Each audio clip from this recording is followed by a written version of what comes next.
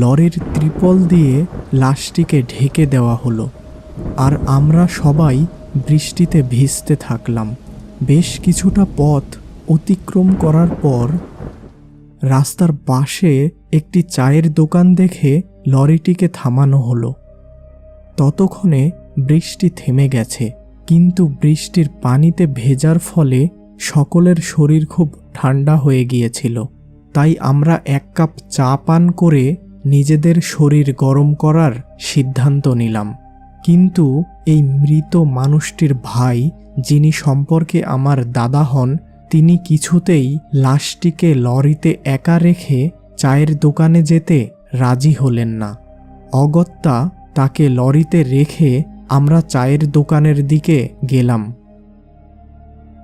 চা পান শেষে যখন আমরা লরির কাছে আসলাম, তখন দাদাকে দেখে খুব ভীত ও চিন্তিত মনে হচ্ছিল।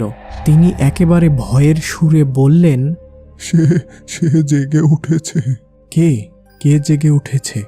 আমি লাশের পাশে বসেছিলাম, হঠাৎ এক দমকা হাওয়ায় লাশের উপরের কাপড় সরে গেল, আর সাথে সাথে সে উঠে বসল।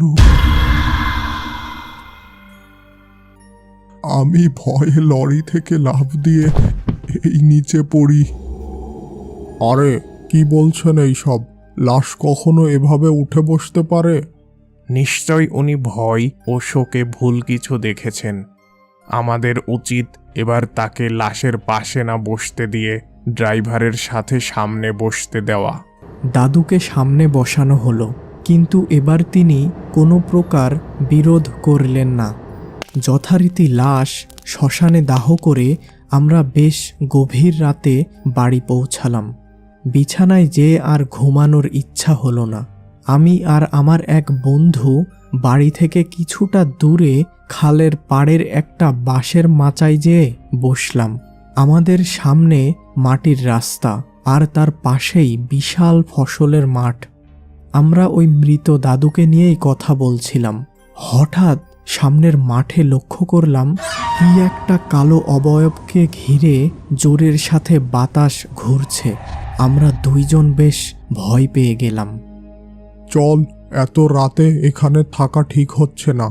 খেয়াল করলাম মাঠের কালো অবয়বটি আমাদের দিকেই যেন এগিয়ে আসছে। এবার আমরা দুইজন দ্রুত বাড়ির দিকে রওনা দিলাম। কিছু পা এগোতেই পিছন থেকে কান্নার শব্দ শুনতে পেলাম। আমি পাশে না তাকিয়েই আমার বন্ধুকে বললাম, যত কিছুই হয়ে যাক না কেন, ভুলেও পিছনে তাকাবি না। আরও কিছু পা এভাবে এগিয়ে যাওয়ার পর পিছন থেকে শুনতে পেলাম, কিরে, তোরা আমাকে না নিয়ে কোথায় চলে যাচ্ছিস? এই কথা শুনে আমরা দুইজনই তখন ভয়ে কাঠ। মনে একটু সাহস এনে বললাম, কে তুমি, আর আমাদের কেন এমন ভয় দেখাচ্ছ?